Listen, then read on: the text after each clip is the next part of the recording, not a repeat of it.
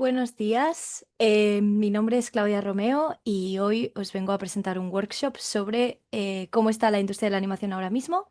Dejadme un segundo compartir pantalla.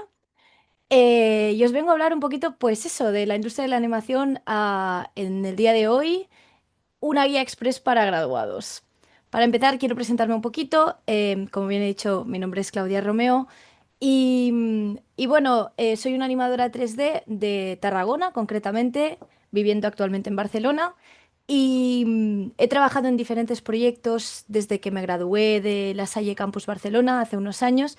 En la carrera hice un cortometraje que se movió mucho, se proyectó hace unos años en el BARS, así que para mí es un honor volver como conferenciante esta vez.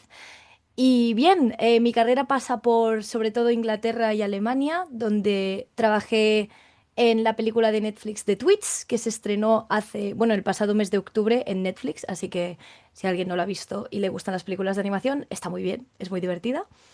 Y posteriormente me mudé a Alemania para trabajar en la nueva temporada de El asombroso mundo de Gumball, ahora titulado The Wonderfully Weird World of Gumball. Le cambiaron el nombre, pero bueno, es lo mismo, son los mismos guionistas y todo. Y bien, ahora que sabéis un poco pues de dónde vengo, pues básicamente quería explicar por qué creo que este workshop es bastante importante.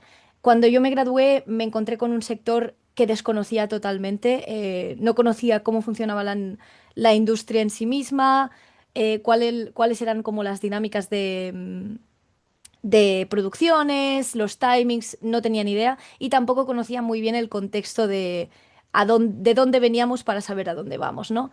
Pues esta presentación es básicamente eso, es una pequeña clase de historia sobre los últimos 20 años en la animación y cómo esta historia pues, puede reflejarnos un poco cómo va a ser el sector dentro de los próximos 5, 10, 15 años, ¿no?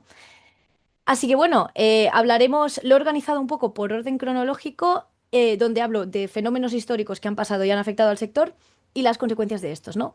Empezaremos hablando de la evolución histórica de la animación, después del boom del streaming y el COVID, la burbuja de inversión en España, la resaca de la huelga, el outsourcing en animación, la inteligencia artificial y la tecnología emergente, el panorama en España hoy y acabaremos con un poquito de conclusión y os daré algunos consejos que yo creo que son bastante importantes a la hora de empezar a buscar trabajo, sobre todo cuando o bien te acabas de graduar o quieres cambiar de industria, ¿no?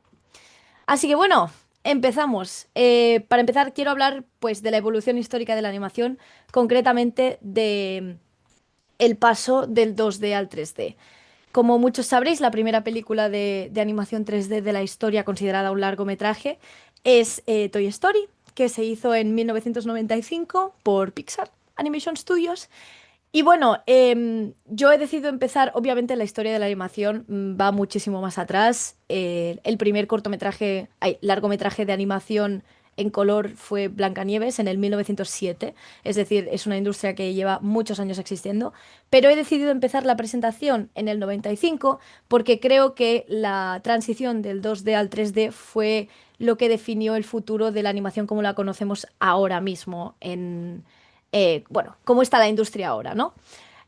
En el 95 salió Toy Story y a partir de aquí empezaron a aparecer películas de 3D. Muchos estudios decidieron transformarse del 2D al 3D y eso fue un cambio muy grande y bueno, provocó una fluctuación del sector muy, muy, muy bestia. Por un lado, los artistas 2D tuvieron o bien que adaptarse al 3D o seguir trabajando en el 2D, pero en estudios muchísimo más especializados, porque el mainstream pasó a ser 3D. Todas las películas que salieron a partir del 95, la gran mayoría, las que hacían box office, es decir, las que triunfaban en taquilla, que en ese momento era el modelo de cine convencional, es decir, la aparición en el cine, todas eran 3D. El 2D o sea, se situó en una zona como más indie y menos mainstream, ¿no? Entonces, esto alteró muchísimo el sector, porque obviamente hasta ese momento la mayoría de gente trabajaba en 2D bueno, y los artistas se vieron un poco como forzados, entre comillas, a bien adaptarse o a quedarse en una zona del sector un poquito más indie en ese momento, que ahora luego hablaremos de eso, pero ahora está viendo un resurgimiento del 2D y está cambiando otra vez, ¿no? Pero en ese momento se abrieron como dos puertas. Y eso también dio pie a la aparición de un VFX, es decir, de una animación computer generated integrada en el live action de manera muchísimo más contundente. Con sagas como Avatar, como El Señor de los Anillos, como Harry Potter, todas estas sagas tienen muchísima animación. Todas las criaturas, bueno, todos los efectos visuales, la magia, los gnomos, todo es súper todo eso es computer generated, la mayoría. Y esto surgió a partir de la integración del 3D, ¿no? Dentro de la pipeline. Y y se contagió mucho al mundo del live action. Es decir, no era solo la industria del 3D con Pixar, Disney, DreamWorks. Paralelamente también había, pues eso, las películas de live action, tipo Avatar de James Cameron, adaptadas con CG, ¿no? Entonces tenemos que entender la década de los 2000-2010 hasta aproximadamente el 2018 como un poco como la starting era de lo que es la industria ahora mismo, porque gracias a todas estas sagas de live action y también a que la animación fue la Golden Age de Pixar, es decir, es cuando salió Toy Story, Cars, Up, todas las películas más taquilleras de Pixar. Básicamente crearon un sector nuevo porque se generaron unos hubs de animación muy específicos, es decir, unos sitios donde la animación se producía y se consumía muy específicos. Concretamente, a nivel producción, se centraban sobre todo en Estados Unidos y Australia barra Nueva Zelanda. Sobre todo Nueva Zelanda, pero Australia también tenía mucho. Y realmente toda la industria en ese momento se producía allí. Es decir, en Europa sí que es verdad que existía Francia, que eran los principales productores de animación en Europa, con Illumination, por ejemplo, que son los de Gru, mi villano favorito, y bueno, algunas otras películas. Pero mayoritariamente en la época de los 2000 al 2018, más o menos, em, había como separaciones muy marcadas. Y sí que es verdad que en Europa había una industria incipiente, pero no estaba desarrollada al 100%. Paralelamente, España tenía su propia industria de animación, porque tenía producto propio generado en casa, como por ejemplo Pocoyo. Pocoyo es una producción 100% española. Y, y funcionaba un poco autodidactamente a Hollywood. No había tantas coproducciones españolas. Sí que es verdad que había algunas, pero muy poquitas, ¿no? Entonces, venimos de aquí y en 2019, 2020, 2021, 2022, es decir, estos 4 años, apareció el boom del streaming y el COVID-19. Obviamente las plataformas de streaming van un poquito, o sea, son anteriores, pero sí que es verdad que alrededor del 2018-2019 las plataformas de streaming pasaron a sustituir muchas veces las inversiones privadas. Es decir, antes, por ejemplo, en España, la mayoría de productos originales producidos en España eran financiados por las televisiones privadas, como por ejemplo Radio y Televisión Española, bueno, que es pública, pero Mediaset, por ejemplo, o A3 Media Film, ¿no? Eran los principales inversores. Pues vemos en 2018-2019 un shift muy bestia de las plataformas de streaming siendo las que ponen el dinero para producir contenido original. Y claro, esto transformó la demanda. O sea, había más series animadas, más contenido original y más posibilidad de financiar proyectos de animación. Encima, a todo esto se suma el COVID, que la verdad es que el COVID a nivel industrial de animación fue una bendición. ¿Por qué? Porque la producción de animación creció muchísimo, porque los estudios live action pasaron a ser muy, muy arriesgados y se paralizaron, porque al final la gente no podía ir a los sets a grabar o a los estudios a organizar las cosas, ¿no? Entonces la animación pasó a ser la opción de entretenimiento más segura, porque claro, encima era un modelo de negocio que estaba muy adaptado a trabajar en remoto muchas veces y desde casa, cuando en ese momento casi ningún sector estaba adaptado a trabajar en remoto. Con lo cual, em, la animación o sea, vio un boom de proyectos muy grande.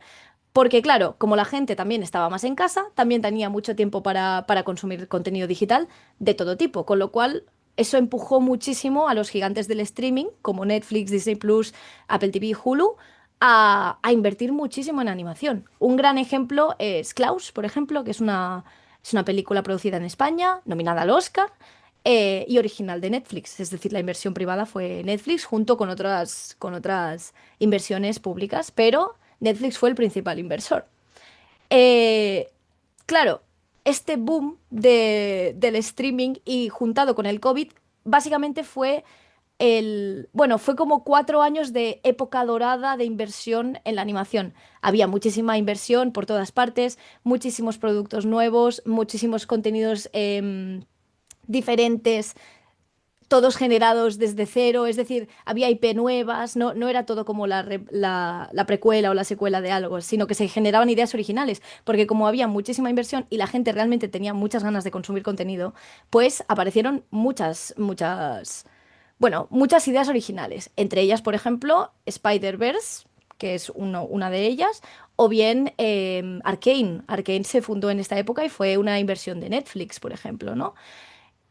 Claro, este boom fue una gran oportunidad para los jóvenes de la industria, sobre todo en ese momento, si te acababas de graduar de la universidad, eh, era una maravilla porque sobraba el trabajo.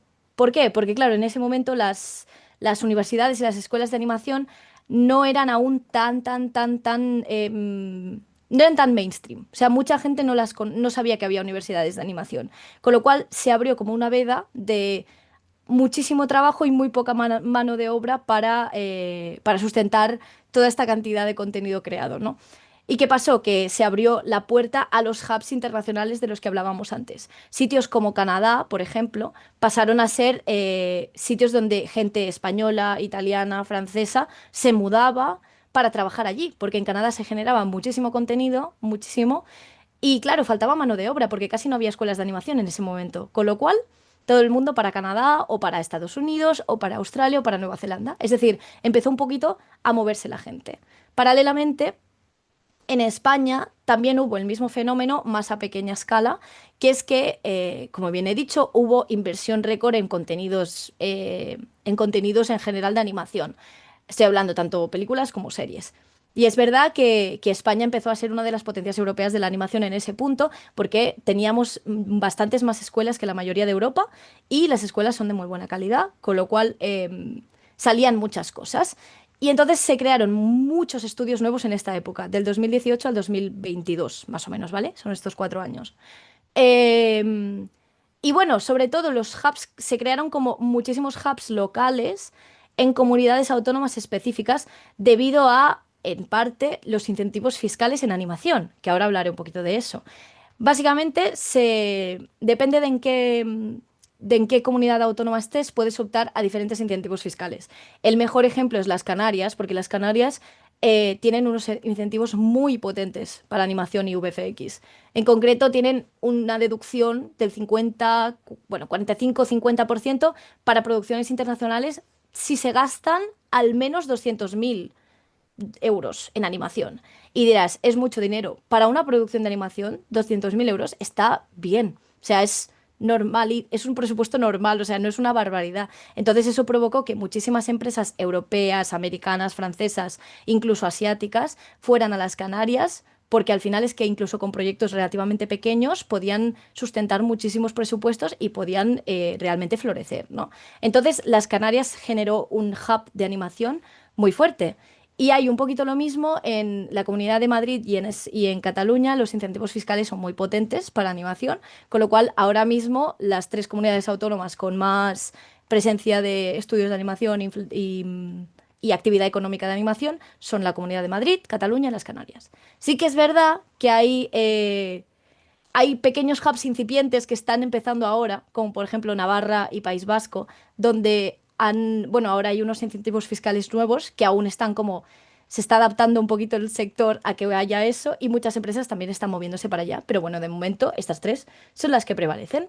Es decir, hubo una burbuja global del sector que afectó tanto a nivel internacional y afectó también a España. Es decir, había muchísima inversión, muchísimas ideas nuevas, todo lo que salía hacía números, porque claro, la mayoría de gente estaba en casa por la cuarentena. Y no solo el año 2020, sino también en 2021 y en 2022, mucha gente aún estaba muy en casa por miedo a contagiarse, por tener familia o personas cerca que no podían enfermar. Entonces, el carácter del consumidor también era como muy abierto a consumir contenido nuevo, porque al final si estás todo el rato en casa, pues no tienes mucho más que hacer, ¿no? Entonces se creó una super burbuja, todo parecía que iba genial, todo, bueno, los números salían súper bien, todo iba para arriba, se empezaron a generar un montón de producciones en plan, con diferentes países involucrados y todo iba muy bien. Hasta que hubo la resaca de la huelga, que es la Writer's Strike que pasó en Hollywood. Para los que no sepan qué pasó, en 2023 hubo una huelga de guionistas en Hollywood enorme, la huelga registrada más larga de Hollywood, es decir, que creo que duró pues, 4 meses, 5 meses, una barbaridad, muchos meses. Y claro, esta huelga, que en un primer momento iba a ser de 2 semanas, si no me equivoco, se alargó mucho. Y hubo muchísimas consecuencias. La primera es que nos dimos cuenta como sector de la animación y del VFX que dependemos muchísimo más de lo que nosotros pensábamos de Hollywood. ¿Por qué? Porque con esta huelga se pararon muchísimas ideas. Es decir, si no hay guionistas, no hay ideas originales y no hay producciones. O sea, paralizaron proyectos enteros, se reducieron muchísimas producciones y muchos proyectos es que directamente se cancelaron. No. Y claro, nos dimos cuenta de que realmente somos un sector muy vulnerable a los movimientos hollywoodienses, realmente. Porque bueno, esto afectó, o sea, el sector de la animación y del VFX fue una de las principales industrias afectadas. Obviamente el cine en sí también, el cine live action, pero la animación y el VFX fue afectada de lleno porque dependemos muchísimo de que haya las producciones, o sea, que todos los proyectos nacen en Hollywood ahora mismo, ¿no? Aunque se produzcan en otro lado. Y claro, se tiene que tener en cuenta que cuando hay una crisis bueno, en la incubadora de ideas, que, repito, nos dimos cuenta que era Hollywood, pues nos afecta a todos los que vamos después, que somos muchísimos, ¿no? Y claro, esto provocó que muchísimos estudios de animación o bien tuvieran que recortar presupuestos o echar a gente. Hubo muchísimos layoffs, que es cuando echan masivamente a un número muy alto de personas para mantener a la empresa. Un gran ejemplo es Pixar, por ejemplo. O sea, Pixar no había hecho nunca un layoff y era considerada una empresa como muy worker friendly, ¿no? En plan que eso no, que era una cosa que tenían en su código de conducta que no harían nunca y tuvieron que hacerlo para sobrevivir. Pixar, ¿eh? Que es una de las empresas más grandes del mundo y es una de las más que dan más dinero. Pero también es que hubo estudios que directamente tuvieron que cerrar. O sea, un gran ejemplo fue Axis Studios, que yo no sé si sabéis qué estudio es, pero es un estudio que era el primero en Escocia, era el más importante y hacían cosas chulísimas. Fueron unos de los que empezaron Love, Death and Robots y tenían una identidad visual súper bonita y súper específica y tuvieron que cerrar porque la huelga les paralizó un par de proyectos. Y claro, tenéis que tener en cuenta también que esto pasó justo después de una burbuja. Es decir, muchos estudios habían aumentado su plantilla, porque claro, si tú de repente eres un estudio que de normal tienes 5 personas en plantilla y te entra un proyecto me lo estoy inventando, de Disney, imagínate, eh, pues quizá tendrás que contratar a 15 más para poder tanquearlo, ¿no? Para poder gestionarlo, porque al final no tienes la suficiente plantilla, pero quieres ese proyecto, no solo por el prestigio que te puede dar el proyecto, sino porque encima es trabajo para muchos meses y al final una empresa es una empresa, o sea, siempre van a intentar buscar mejores proyectos. Con lo cual, ¿qué haces como empresa? Pues contratas a 15 más. Y claro, esto te pasa con el primer proyecto en el boom. Sigues en el boom que duró 4 años. Segundo año, te sale otro proyecto igual de grande, pues mantienes esos 15. Tercer año, te sale un proyecto un poquito más grande, pues quizá contratas a un par más. Pues imagínate que has estado construyendo muchísima infraestructura dentro de tu empresa, de empleados, de software. Muchas empresas, pues obviamente invirtieron en mejores ordenadores, mejores softwares, mejores tal, y de repente todo se rompe. Es decir, con una huelga que no tiene ni nada que ver contigo porque está en otro país todo se para, no salen proyectos por ningún lado y te encuentras que tu empresa, que en su momento tenía 5 trabajadores y se sustentaba con proyectos muy pequeños, ahora ya no puede optar a esos proyectos pequeños, porque ya no puede sobrevivir con proyectos pequeños porque tienes a 17 empleados que has ido contratando por el boom, ¿no? Entonces, claro, todo eso, lógicamente, pues hizo que muchísimos estudios o bien hicieran layoffs o bien cerraran. Entonces fue un golpe muy duro para la industria. Paralelamente, hubo un fenómeno que fue derivado del boom, ¿no? Pero también se vio muy reflejado post-COVID, hay poshuelgas, que fue el tema del outsourcing en la animación. ¿Qué es el outsourcing? Es básicamente, el outsourcing afecta a todas las industrias, no solo a la animación. Es básicamente cuando tú tienes una industria, hay una empresa madre y quieres hacer una producción audiovisual entera, pero no la quieres hacer toda en tu empresa porque te saldría muy caro. Quizá porque tienes que pagarles más a tus trabajadores porque, pues imagínate, Disney, me lo invento. Si pagara a todo el mundo lo que tiene que pagar a los americanos por el tema de las leyes de allí y tal, quizá no podría hacer la mitad de las películas que hace, ¿no? Entonces, ¿qué hace? Pilla partes concretas del pipeline, es decir, pues los modeladores o los riggers o los animadores que trabajen desde otra empresa que quizá está en otro país. Es decir, que al final tenemos producciones que se generan en Hollywood, pero se reparten en diferentes puntos del globo, ¿no? Y claro, lógicamente con el COVID esto se acentuó muchísimo. ¿Por qué? Porque todas las reuniones eran online, todo pasaba en tu casa, con lo cual te daba lo mismo contratar a alguien que estuviera al lado de tu casa y que te cobrara quizá el doble que alguien que estaba en Europa. No. Con lo cual esto se acentuó mucho, se generarán, también cabe mencionar que también el outsourcing se usa también para poder aprovechar incentivos fiscales de más de un sitio a la vez. Es decir, imagínate que tú tienes una película que la estás generando en California y te estás aprovechando de los incentivos fiscales de California, que son muchos para cine. Em, pero no te salen los números y te falta, pues yo qué sé, deducir 200.000 euros. ¿Dónde te puedes ir? A las Canarias y pones una parte concreta de tu pipeline allí, que sea pues animación, rigging, lo que sea, los pones allí trabajando y entonces tú ahora como producción puedes aprovecharte de los dos incentivos fiscales, no solo del de California. Me explico, ¿no? Entonces, básicamente para las empresas a nivel económico tenía mucho sentido.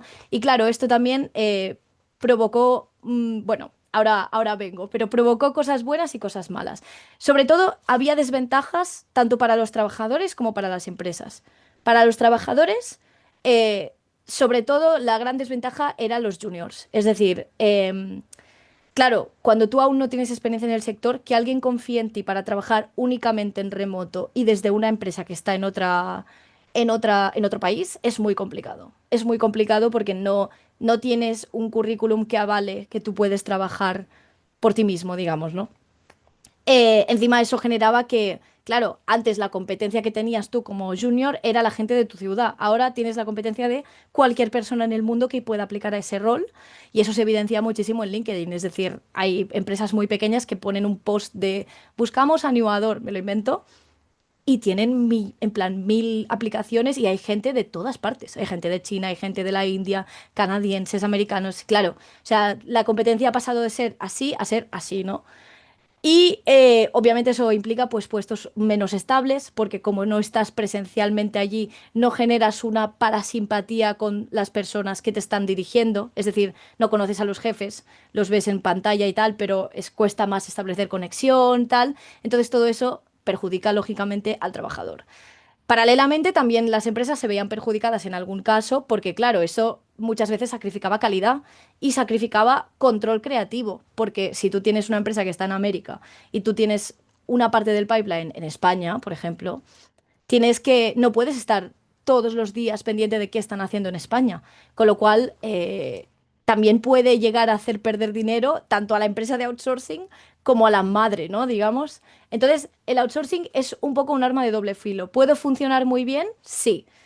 ¿Puede también ser una desventaja? También. Pero bueno, es verdad que el outsourcing en España concretamente ha salvado muchísimas producciones porque somos uno de los principales puntos de outsourcers del mundo. Es decir, mucha gente está haciendo producciones en Canadá y tienen una parte del pipeline en las Canarias, en Barcelona, en Madrid. Es muy común.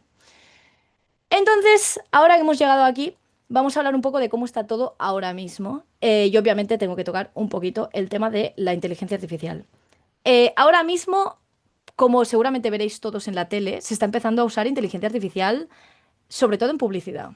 El anuncio de Coca-Cola del año pasado era de inteligencia artificial y este año también lo es. Eso es un indicador, o sea, es un indicador de que el sector está empezando a cambiar y que se vienen curvas un poquito y que se está empezando a normalizar el uso de la IA generativa, repito, especialmente en publicidad, porque es verdad que la publicidad es una parte de la industria que va mucho más rápida a nivel de tiempos de producción, es muy demandante, ¿no? O sea, son tiempos muy cortos con mucha calidad y, bueno, podemos ver que en muchos casos se empieza a usar IA generativa. Paralelamente, yo opino, esto es una opinión subjetiva, yo opino que en los próximos años se van a empezar a regular un poco más, porque es verdad que están surgiendo muchos problemas. Disney ha demandado a OpenAI y que te demande Disney es fuerte. Es decir, es un magnate Disney, no solo tiene las pelis de animación, tiene muchísimas cosas Disney. Entonces yo creo que esto, a partir de esta demanda se van a regular muchas cosas.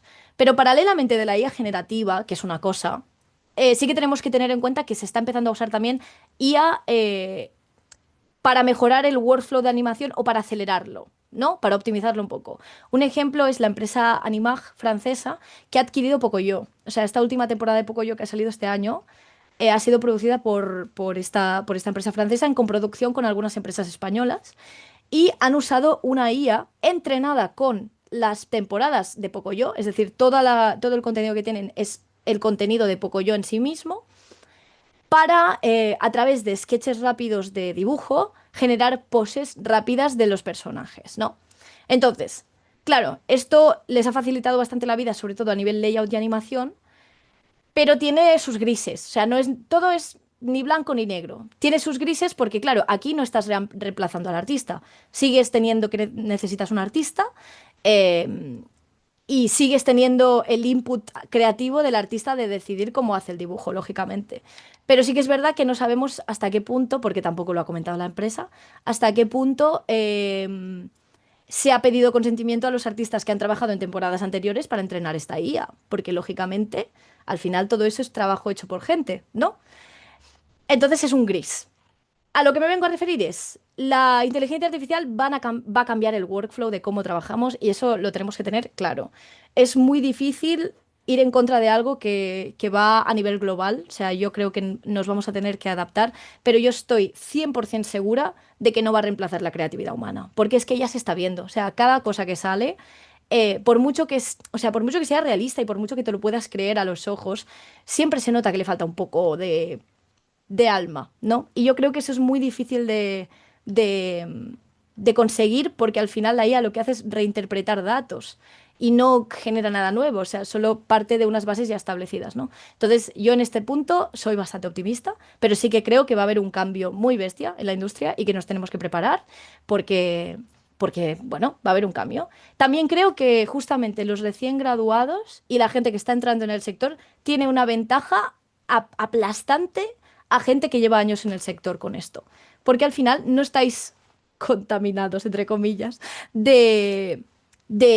bueno, de vicios y cosas que se hacen en el sector, porque al final estáis entrando. Entonces, yo creo que usaría eso como una ventaja. Y para informarme, para ver cómo va el tema, en plan, no cómo hacer IA generativa. En mi caso, por ejemplo, a mí eso no me interesa mucho, pero para ver pues cómo se está usando la inteligencia artificial para acelerar procesos, para ver cuáles son los límites éticos y morales, investigar sobre eso, ¿no? Estas cosas, ¿no? Entonces, yo aprovecharía la ventaja estratégica que tenéis para informarnos mucho. Al final, nada mejor que conocer a tu enemigo, la verdad. Y bueno, dicho esto, os voy a comentar un poquito cómo está el panorama en España, concretamente, ahora, hoy en día, desde mi punto de vista, y sobre todo en comparación a cuando yo empecé a trabajar en el sector. Lo que sí que, vale, yo sé que el mercado ahora mismo no está tan estable como lo estaba hace unos años, eso está claro.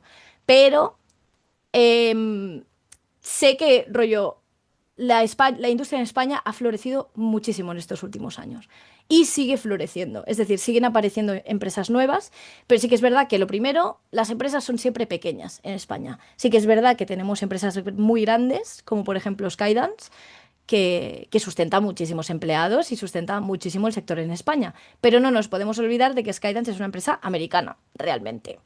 Entonces, está sujeta a lo que pasa en América, lo cual hemos visto por las huelgas que no siempre es una buena, es una buena estrategia.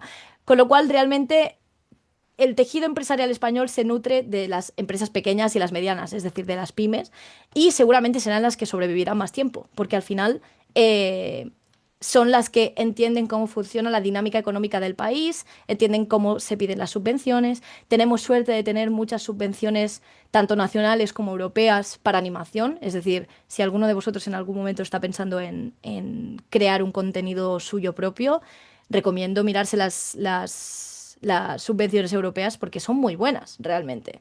Porque al final a Europa le interesa tener un hub de animación, sobre todo después de la huelga. Nos hemos dado cuenta de que dependemos demasiado de América y que eso no es sostenible a largo plazo, ¿no? Paralelamente, el empleo está muy concentrado en lo que he dicho, los hubs de animación, que ahora mismo son Comunidad de Madrid, Cataluña y Canarias con incipiente, o sea, se está empezando a mover cosas en Navarra y País Vasco, es decir, seguramente en unos años esos también serán hubs de animación potentes, ¿no? Entonces, esto, importante tenerlo en cuenta. Y a nivel, pues eso, incentivos fiscales, realmente los proyectos en España dependen mucho, muchísimo de los incentivos fiscales. Eso es bueno y peligroso a la vez. Es decir, ¿hay incentivos para que se genere empleo en España? Sí.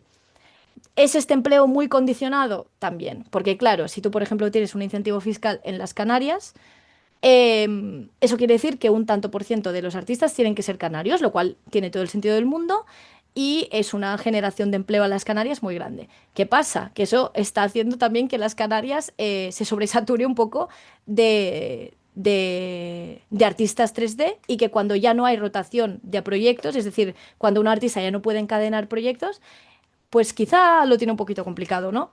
Igual que, por ejemplo, imagínate que tú eres un estudio de Barcelona y necesitas un perfil especializado que no lo estás encontrando en Barcelona en ningún lado, pero tienes el incentivo fiscal. Quizá encuentras un artista de Galicia que te lo podría hacer perfecto en remoto sin problema, pero por tema de incentivo fiscal no puedes contratarlo porque no está ubicado en Barcelona y esta persona no está dispuesta a mudarse, pues por lo que sea, porque no quiere mudarse simplemente. Entonces, es un punto un poco complicado. Te obliga mucho a moverte, te obliga muchísimo a moverte y bueno, es un poco la manera que tiene el sector en plan, en España para sustentarse. Yo creo que ahora mismo se está convirtiendo en un poquito insostenible porque no hay tantos proyectos como para que un proyecto justifique moverte, pues, para 6 meses, porque los contratos realmente son bastante cortos de momento. Entonces, bueno, veremos cómo evoluciona. También es verdad que todo el panorama de incentivos fiscales y todo es relativamente nuevo, entonces en los próximos años veremos cómo evoluciona. Yo tengo la sensación de que se va a acabar, se van a establecer estas tres comunidades y quizá País Vasco y Navarra como hubs y entonces la gente va a ir rotando dentro de estos mismos hubs y ya está. Pero bueno, esto es una opinión subjetiva y ya se verá. Pero bueno, en resumen, yo creo que está, o sea, que aunque el sector esté paradito, estamos bastante bien en España. O sea, realmente les estamos empezando a causar problemas a los franceses, que son el principal hub de animación en Europa, porque se está empezando a crear muchísimo contenido original en España, de muy alta calidad y con un precio un poquito más reducido. Entonces, yo creo que nuestro futuro pinta un poquito más, más brillante de lo que pinta el futuro de muchos otros países en la animación ahora mismo.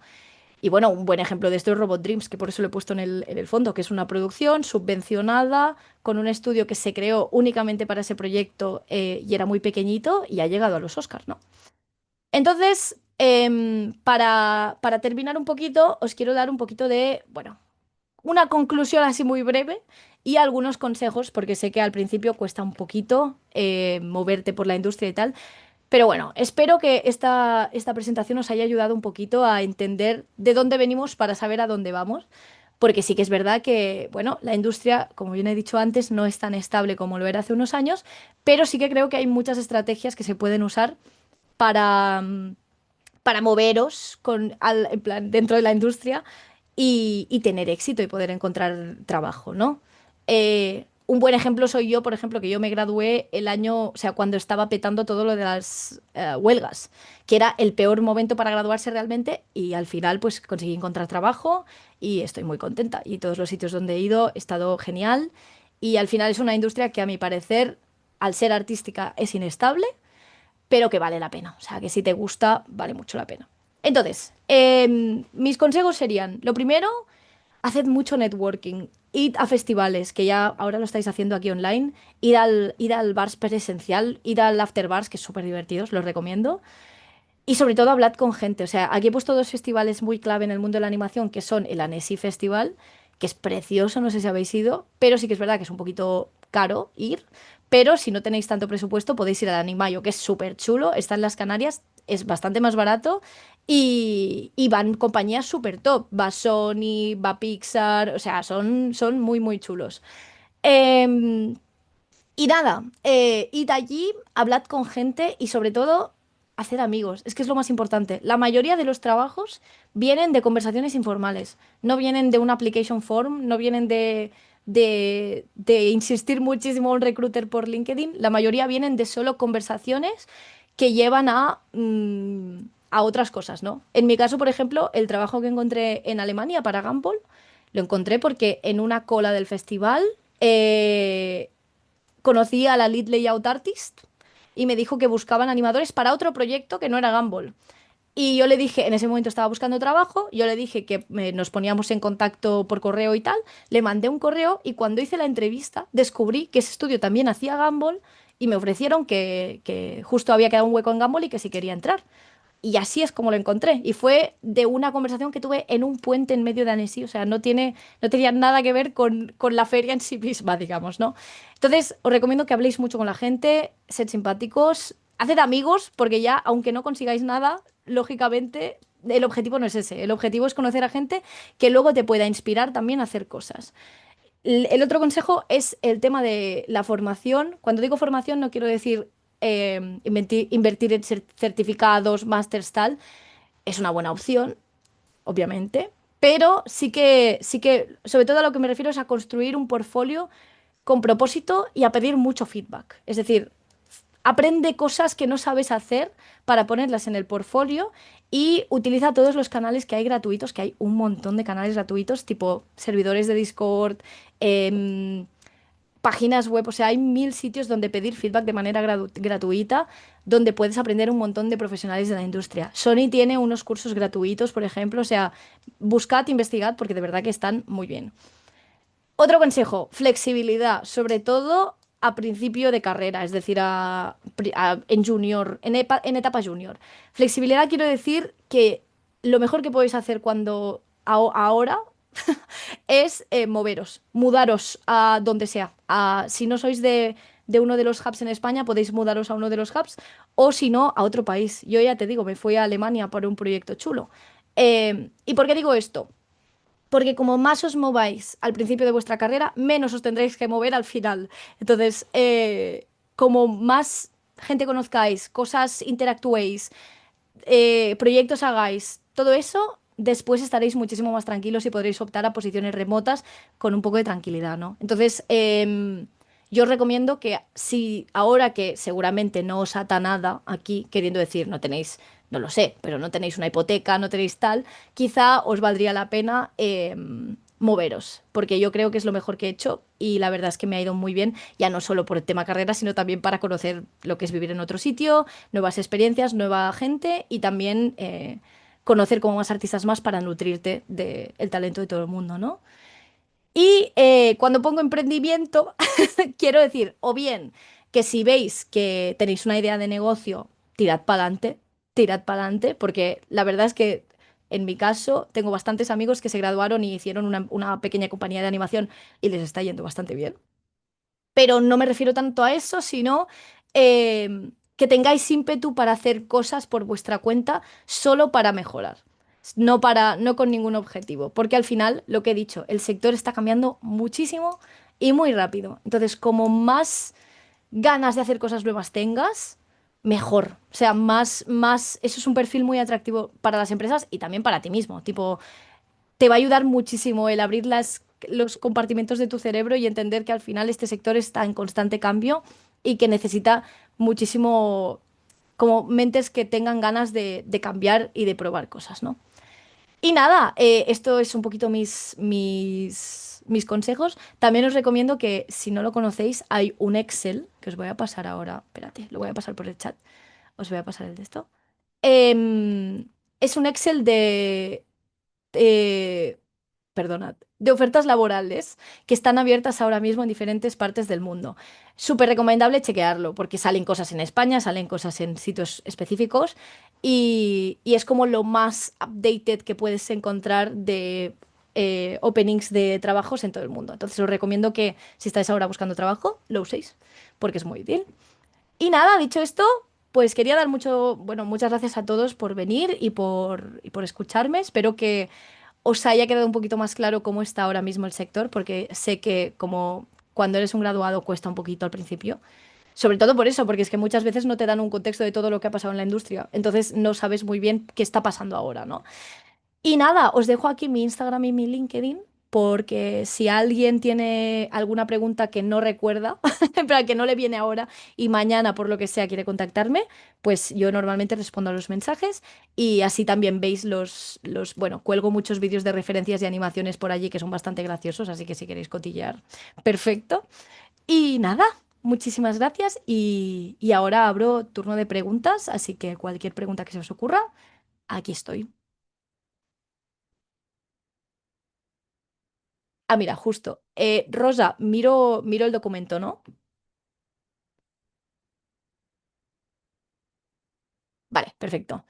Vale, tengo la primera pregunta. Pone, tu que has treballat a UK, com ha afectat tot el tema del Brexit a la indústria? T'ha sigut difícil treballar allà? Hi ha menys flux de projectes treballadors entre Europa i UK des d'aleshores? Sí, sí. Está complicado ahora mismo Inglaterra, la verdad. El Brexit ha afectado muchísimo, muchísimo. En mi caso, yo he trabajado en dos empresas inglesas, que son Jellyfish Pictures, que tristemente ya no existe porque cayó con los strikes, y ahora muy recientemente estaba trabajando en Blue Zoo, que está en Inglaterra. Y realmente el Brexit ha afectado muchísimo. O sea, ahora mismo es muy complicado trabajar en Inglaterra. En mi caso, he tenido la suerte de poder trabajar como autónoma, entonces no me han tenido que hacer una visa porque estaba de autónoma, entonces yo solo les pasaba una factura y ya está. Pero por ejemplo, ha habido algunas empresas donde yo he enviado bueno, mi currículum y mi showreel y tal, y que me han descartado por el simple hecho de no ser inglesa. Porque justamente por lo que decíamos de los incentivos fiscales, ellos tienen incentivos fiscales para trabajadores ingleses. Entonces les conviene solo coger a trabajadores ingleses. Entonces, está complicadete, está complicadete. Te diría, yo creo que ahora mismo es bastante más fácil conseguir una visa canadiense que una visa inglesa. Entonces, y bueno, y también te digo que a ver cómo se sustenta con los años, porque ahora mismo el sector en Inglaterra ya está empezando a tener problemas, porque al final las escuelas inglesas, menos un par, realmente van muy, muy atrás a nivel de innovación. Entonces, el sistema inglés llevaba muchísimos años sustentándose la industria con inmigrantes, o sea, con gente española, francesa, alemana, canadiense, americana. Y ahora que toda esta gente ha desaparecido del mapa, porque es que casi no queda nadie porque no ofrecen visas, están teniendo problemas. O sea, están tirando mucho por outsourcing, lo que decíamos, ¿no? Porque no tienen suficiente mano de obra y la mano de obra que tienen aún está muy verde en algunos casos. Entonces, ha afectado mucho, sí. Es bastante complicado ahora mismo Inglaterra, pero bueno, no pierdes nada probando. Sí que es verdad que tendrás más oportunidades como autónomo que si buscas una visa. O sea, tema visas ahora mismo realmente es muy, muy, muy, muy complicado. Muy complicado. Eh, ¿Para dónde prevés que puede ir este cambio con la IA? A ver, no lo sé. O sea, esto yo creo que nos faltan años aún para verlo. Yo esto es una opinión totalmente subjetiva, o sea, no me toméis como una Biblia porque no lo sé. Pero yo, por lo que he estado viendo, yo creo que realmente el mundo de la publicidad va a ser el principal afectado, yo creo. Y van a sustituir a bueno, muchísimos estudios por directamente IA, yo creo. Quizá me equivoco, ¿eh? Pero yo creo que va a ser el principal afectado porque al final es un mundo donde todo va muy rápido y se necesitan cosas ya. Y muchas veces las empresas no están dispuestas en invertir en publicidad, la verdad. Entonces prefieren invertir directamente en lugar de contratar a un artista. Si en su mente es como pones un prompt y ya te sale, pues ya está. Me explico, ¿no? No todas las empresas, lógicamente, pero estoy hablando de empresas muy grandes, tal, donde todo, bueno, ya sabemos cómo van estas cosas. Y paralelamente, yo creo que en algún momento, cuando esté más regularizada, la IA se va a introducir en nuestros workflows de lleno. O sea, yo creo que se va a utilizar muchísimo para hacer scripts, se va a utilizar muchísimo para optimizar cosas de, pues yo qué sé, del propio workflow de Maya, por ejemplo, tipo no lo sé, o sea, no sé cómo, pero tengo la sensación de que se va a ir optimizando poco a poco y que habrá muchas cosas que ahora no podemos hacer con Maya, por ejemplo, rápido, que se van a poder hacer rápido. Como por ejemplo, pues yo qué sé, seguramente setear sistemas de USDs se va a hacer muchísimo más rápido a través de IA, por ejemplo. Pero bueno, tengo la sensación de que nos faltan años para saberlo aún. Tengo mucha curiosidad para ver qué pasará con el juicio que tendrán Disney contra OpenAI, porque yo creo que eso va a cambiarlo todo. O sea, yo creo que a partir de aquí la regularización en inteligencia artificial, concretamente la generativa, es decir, la que genera imágenes, va a ser bestial. Porque claro, es que se abren muchos debates éticos de copyright, de, bueno, de lo que es el arte. O sea, es que aquí hay un debate filosófico detrás muy bestia. Entonces, esto es mi opinión, pero yo creo que faltan años. Así que bueno, ya veremos cómo evoluciona. Yo mando un mensaje de tranquilidad. O sea, creo que siguen necesitando a gente para hacer las cosas, porque además, no sé si os habéis fijado, pero los productos que se anuncian con IA, la gente como que lo ve un poco como, ay, no te has querido gastar dinero, ¿eh? Ah, no sé si eso, ¿sabes? En plan, creo que estará consiguiendo como el opposite effect. O sea, se ve más cutre con IA, porque lo ves como, uy, no se están queriendo gastar dinero en contratar a alguien, ¿no? Pues eso es mi opinión. ¿Tienes alguna plataforma para mantenerte actualizada sobre la industria? Yo leo mucho una revista que se llama Cartoon Brew, que no sé si la conocéis, espera, lo voy a poner por el chat. Cartoon Brew, que es una revista que básicamente cada día hace artículos varios, que encima el tío que la lleva es majísimo, va a todas las ferias, o sea, cuando vayáis a cualquier feria de animación está este tío. Que es un chaval que está, bueno, que tiene diferentes reporteros y está súper al día de todo. O sea, para mí es mi fuente directa de información. Pero sí que es verdad que muchas cosas que pasan en la industria me entero por colegas que trabajan en la industria. Tipo por... Os vais a dar cuenta con los años de que el sector es muy pequeño. Entonces las noticias vuelan muy rápido. Pero sí, Cartoon Brew es como mi principal fuente de información y también el Hollywood Reporter, que también lo voy a apuntar, que es más de cine en general, pero es súper útil también leer artículos de allí porque también tienen muchísima, bueno, muchísima relevancia, ¿no? A nivel, hablan mucho de VFX y cosas así. Buenas, Claudia, una pregunta. En el caso de haber hecho el curso gratis de Sony Pictures Animation, ¿lo pondrías en el CV? Sí, obvio, sí, sí. Y en LinkedIn, usad LinkedIn. Me he olvidado decir eso en los consejos. Usad LinkedIn, es muy, muy, muy importante. Da mucha vergüenza ajena, ya lo sé, pero importante. Usad LinkedIn, poned todo lo que tengáis allí. Si hacéis una animación, un modelaje, una lighting, algo chulo que queráis enseñar, ponedlo. Da igual si tiene un like o no tiene ninguno, da igual, porque al final LinkedIn sirve mucho como portfolio para que la gente vea lo que haces. Y muchas veces cuando vas a una feria y estás hablando con gente y tal, vale la pena que les des directamente tu LinkedIn para que así ellos ya tengan una idea de quién eres. Es como tu carta de presentación y un par de cosas que hayas hecho. O sea, consideradlo como un ArtStation un poquito más interactivo, pero usadlo muchísimo. Y sí, ponlo. O sea, y encima el curso de Sony es súper, en plan, la gente lo valora mucho porque aprendes un montón. O sea, ponlo 100%. Tengo la sensación de que en nuestros estudios nos falta formación en producción, búsqueda de trabajo, emprendimiento, etcétera. Sí, yo creo que sí. En nuestros estudios entiendo qué quieres decir en los españoles. Yo creo que un poquito.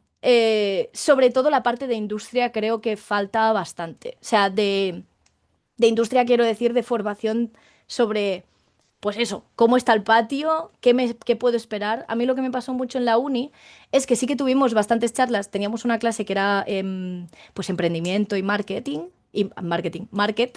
que hablaba de eso, de esto básicamente, de eso. Se hablaba de un poco cómo va el sector, cómo funciona el tema de las coproducciones y tal. Y es probablemente una de mis clases favoritas en la uni. O sea, aprendí muchísimo. Pero sí que es verdad que hablando con otra gente de la industria me he dado cuenta de que mucha gente no ha tenido este tipo de asignaturas. Y concretamente la parte de producción sí que es verdad que hay poca formación. En mi caso, yo en la carrera estaba muy interesado en la parte de producción, que al final tiré para animadora, ¿eh? Pero no descarto en algún momento tirar a la producción porque me interesaba muchísimo. Y sí que es verdad que tuve que formarme bastante por mi cuenta. En caso, por cierto, de que alguien esté interesada o interesado en producción, o sea, en dedicarse a la parte de producción, os recomiendo un curso que da Beli Ramírez, lo voy a apuntar, que es una chica maravillosa, Beli Ramírez, que es una producer maravillosa, es la que, bueno, es una de las producers de Pocoyo, y tiene un curso en su página web que está muy bien de producción y aprendes muchísimo. O sea, si a alguien le interesa, os recomiendo apuntaros a ese curso porque está muy, muy bien. Pero sí, falta un poquito, falta un poquito. Y de predivento ya ni te digo. De eso falta muchísimo. Pero creo que eso es en general, no solo en el sector de la animación. Y encima, teniendo en cuenta de que España es un país que el tejido empresarial se basa en los autónomos y en las pymes, falta mucho para a nivel formación. Pero bueno, si lo sabemos, pues somos capaces de cambiarlo, ¿no? Quines escoles o cursos recomanes que valguin la pena? A veure, depèn del que busquis. O sea, si buscas... em, a ver, yo estudié una carrera. O sea, yo directamente tiré por la parte de carrera y no me arrepiento nada. O sea, yo aprendí muchísimo. Encima, la carrera me dio la oportunidad de hacer el corto de final de grado, digamos, que ha sido lo que me ha abierto las puertas a encontrar trabajo realmente. Y aparte que me lo pasé genial, o sea, ha sido los mejores años de mi vida probablemente. Y yo estoy muy contenta. Pero sí que es verdad que si tú tienes intención de hacer una especialización muy concreta, tipo animación, modelaje y tal, hay muchas escuelas que hacen directamente cursos de eso y ya está. De animación, yo recomiendo, bueno, Animation Mentor es el más famoso, está súper bien. Anim School está muy bien también, muchísima gente viene de allí. Si te interesa más el tema videojuegos para animación, hay una escuela que se llama iAnimate que está muy chula y muy bien.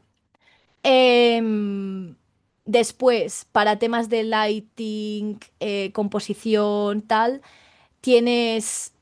Ay, no sé, buah, quizá no existe ya, ¿eh? Había una escuela antes de Technicolor, pero es que Technicolor ya no existe, entonces yo supongo que no debe existir ya la escuela tampoco. Pero bueno, también en España tenéis dos escuelas que hacen como también cursos más especializados, que son o carrera o máster, que se llaman Voxel School y mi universidad era La Salle Campus Barcelona, por cierto, yo estoy muy contenta. Y en Madrid hay Voxel School y está también... Ay, no me sale ahora, Dios mío. Bueno, tienes la UTAD también, pero que hay un máster por ejemplo, hay un máster de concept art y character design en la UTAD que está muy bien, que lo lleva Borja Montoro, que no sé si sabéis quién es, pero es un chico que ha estado metido en todo rollo, estuvo en Disney muchos años, o sea, muy chulo. Entonces, bueno, si quieres, si tienes como una especialidad específica que quieras saber cuáles están bien y cuáles no, porque depende un poco de eso, tipo es muy diferente si quieres ser lighter, si quieres ser animador o si quieres ser producción, mándame un mensaje por Instagram o LinkedIn y te digo específicamente para la especialidad.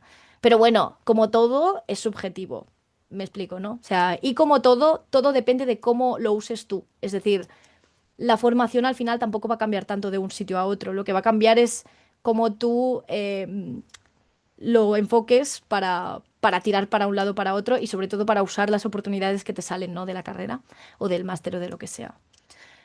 Mira, yo estoy realizando el curso de ayudante de producción con Beli. Una vez acabe, ¿tienes alguna recomendación a seguir? ¡Qué guay! Pues me alegro un montón. Está muy chulo. Todo el mundo me ha dicho que es súper chulo ese curso. Em, a ver, recomendaciones, te diría que hables con ella directamente.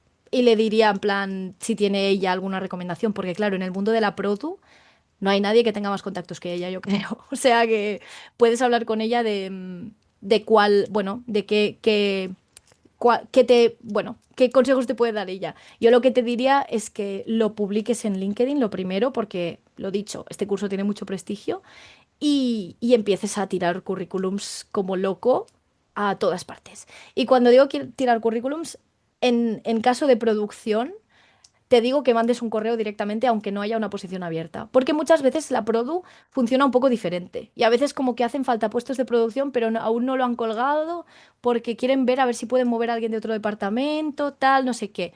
Tú manda correos directamente al correo que puedas encontrar de la empresa. Aunque no haya una posición abierta, pruébalo. Lo peor que puede pasar es que no te respondan. Entonces, tú pruébalo, manda correos a tope.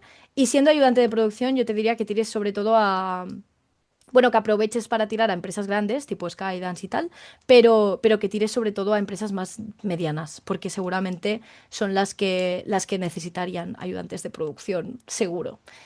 Y eso, pero habla con Beli. O sea, aprovecha que tienes el contacto ya hecho y habla con ella y encima que es un solete. O sea, habla con ella y seguro que ya te guía un poquito.